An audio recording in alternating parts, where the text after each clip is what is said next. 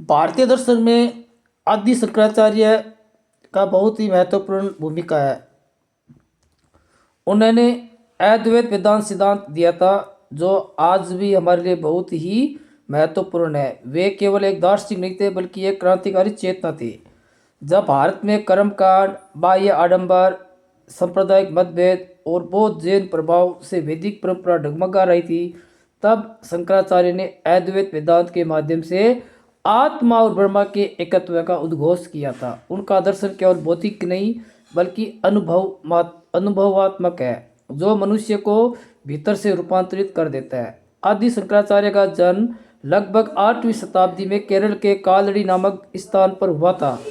अल्पायु में ही उन्होंने वेद, उपनिषद, गीता और ब्रह्मसूत्र का गहन अध्ययन किया था, किंतु उनका महान योगदान केवल ग्रंथ की व्याख्या तक सीमित नहीं था।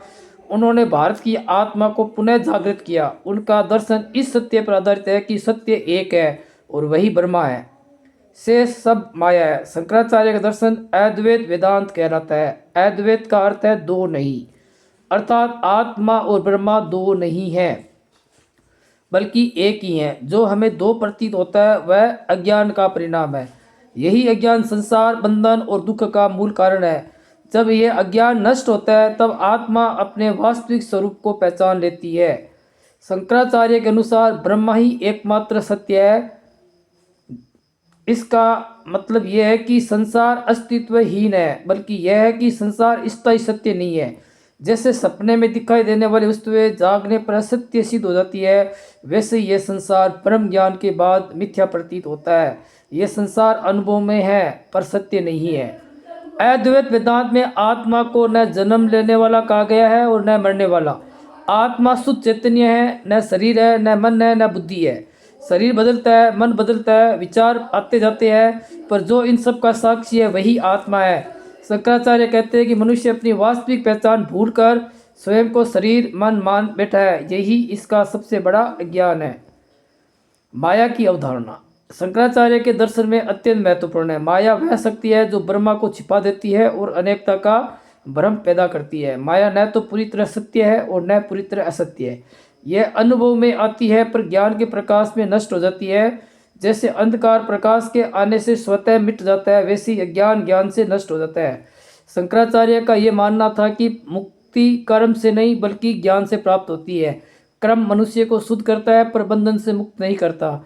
कर्म करने वाला मैं बना रहता है, जबकि ज्ञान से मैं का विसर्जन हो जाता है।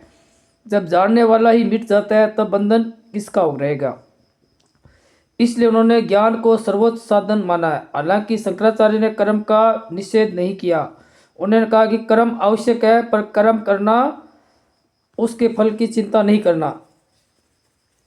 कर्म साधना का स्तर है। कर्म चित्त शुद्धि के लिए है, पर मन शुद्ध हो जाता है तब ज्ञान ग्रहण करने योग्य बनता है। इसलिए शंकराचार्य ने कर्म, उपासना और ज्ञान तीनों को जीवन के विभिन्न चरणों में स्वीकार किया है, पर अंतिम लक्ष्य ज्ञान ही बताया। भक्ति को लेकर भी शंकराचार्य के बारे में यही भ्रांति है कि वे केवल शुष्क ज्ञानवादी थे, जबकि वास्तविकता यह है कि उन्होंने भक्ति को अत्यंत महत्व दिया।